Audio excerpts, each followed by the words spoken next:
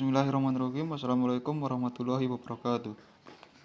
Alhamdulillah wa syukurillah wa nikmatillah wa la haula wa la quwata illa billah. Pertama-tama marilah kita panjatkan puji syukur atas kehadirat Allah Subhanahu wa taala yang telah memberikan karunia kekuatan, kesehatan kepada kita semua sehingga kita dapat belajar bersama-sama di pagi hari ini dengan keadaan yang sehat tanpa ada halangan suatu apapun. Dan tak lupa sholawat dan salam kita panjatkan kepada junjungan kita Nabi Agung Muhammad SAW yang telah membawa kita dari zaman jahiliyah menuju zaman Islamiyah yang sekarang ini, dan yang kita nantikan syafaatnya di hari yaumul qiyamah. Allahumma amin. Pada kajian pagi hari ini saya dari kelompok 8 akan membahas tentang hari akhir yang berjudul tentang hari akhir. Terlebih dahulu saya akan membahas tentang pengertian iman kepada hari akhir. Iman kepada hari akhir atau hari kiamat adalah itu percaya dan meyakini bahwa seluruh alam semesta termasuk dunia dan seisinya akan mengalami kehancuran. Hari akhir itu bisa juga disebut dengan hari kiamat, merupakan hari hancurnya semua alam semesta ini beserta seluruh kehidupan yang ada di dalamnya.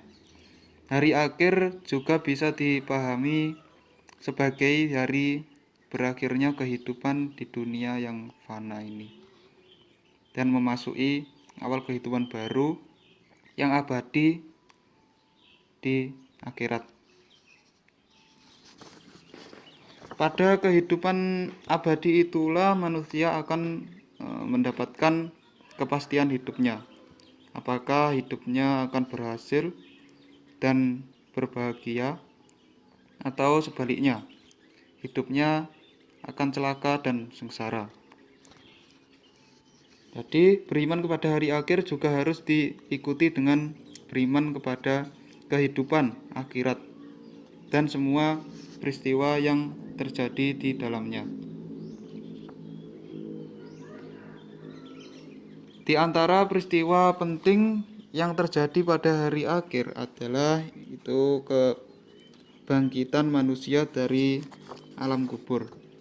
Dikumpulkannya manusia di padang mahsyar, perhitungan dan penimbangan serta pembalasan amal manusia, dan adanya jalan yang dilalui manusia atau sirat untuk menuju ke arah surga atau neraka. Jadi di hari akhir itu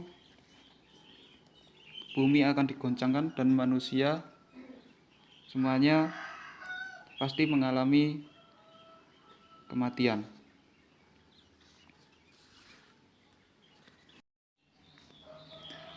Lalu yang selanjutnya di sini saya akan menjelaskan tentang tanda-tanda hari kiamat atau hari akhir. Jadi sebelum terjadinya hari akhir atau hari kiamat itu terlebih dahulu Allah SWT memberikan tanda-tanda. Yang pertama yaitu ilmu agama dianggap sudah tidak penting lagi. Yang kedua, tersebarnya zina karena memperoleh izin dari penguasa. Yang ketiga, minuman keras atau miras merajalela. Padahal miras itu sudah jelas dilarang oleh agama. Yang selanjutnya, jumlah wanita lebih banyak daripada laki-laki. Yang kelima, banyak terjadi gempa bumi. Yang selanjutnya, fitnah muncul di mana-mana. Yang selanjutnya, pembunuhan merajalela. Lalu banyak manusia yang menginginkan dirinya mati. Yang terakhir, munculnya binatang ajaib yang bisa berbicara.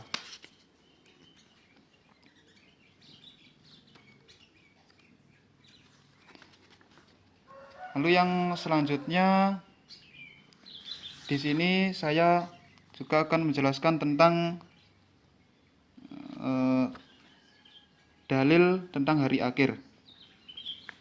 Umat Islam wajib percaya dan yakin bahwa hari akhir atau hari kiamat itu pasti akan terjadi, pasti akan datang. Karena kelak manusia akan dibangkitkan kembali dari kubur untuk menerima pengadilan dari Allah Subhanahu wa taala. Di sini Allah Subhanahu wa taala berfirman yang artinya, dan sungguh hari kiamat itu pasti datang, tidak ada keraguan padanya, dan sungguh Allah akan membangkitkan siapapun yang di dalam kubur. Quran surah Al-Hajj ayat 7. Lalu di dalam surah Al-Qari'ah ayat 1 sampai 5 itu sudah dijelaskan yang berbunyi Al-Qari'ah mal-Qari'ah wa ma adraka mal-Qari'ah yauma yakunun nasu kal farasil mabsus wa tahunul jibalu ka ihnil mabus, yang artinya hari kiamat. Apakah hari kiamat itu? Dan tahukah kamu apakah hari kiamat itu? Pada hari itu manusia seperti laren yang berterbangan dan gunung-gunung seperti bulu yang dihambur-hamburkan. Dijelaskan dalam Quran surah Al-Qari'ah ayat 1 sampai dengan 5. Dan di sini telah jelas bahwa hari akhir itu pasti akan terjadi, hari kiamat itu pasti akan terjadi, pasti akan datang. Jadi kita sebagai umat manusia atau hamba Allah Subhanahu wa taala harus meyakini bahwa hari akhir itu ada dan akan terjadi. Dan kita siap tidak siap pasti akan menghadapi yang namanya hari akhir atau hari kiamat. Sekian pembahasan tentang hari akhir dari saya. Yang dapat saya sampaikan, kalau ada kurang lebihnya atau salah kata, saya mohon maaf yang sebesar-besarnya. Akhiran, bila topik walidayah, wassalamualaikum warahmatullahi wabarakatuh. Lalu yang selanjutnya akan dilanjutkan oleh Mas Atma Arif Setiabudi.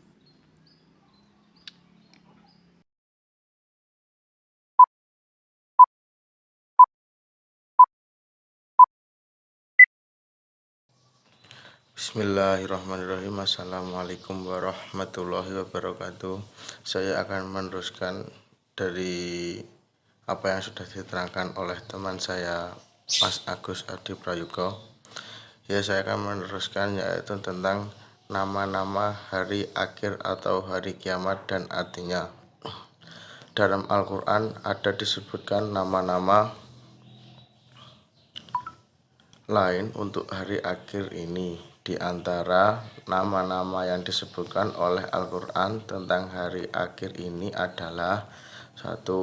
Yaumul Qiyamah atau hari kiamat, Yaumul Mahsyar atau hari berkumpul bagi semua manusia, Yaumul Hisab atau hari perhitungan amal manusia, Yaumul Zilzalah atau hari kegempaan atau goncangan, Yaumul Waqiyah atau hari kejatuhan, Yaumul Khariyah atau hari keributan, Yaumul Khasyiyah atau hari pembalasan, yaumul hakah atau hari kepastian, yaumul tammah atau hari bencana agung, yaumul jaza atau hari pembalasan, yaumul waid atau hari ancaman, yaumul mizam atau hari pengumpulan, yaumut takhabun atau hari terbukanya segala kecurangan, yaumul bats atau hari kebangkitan,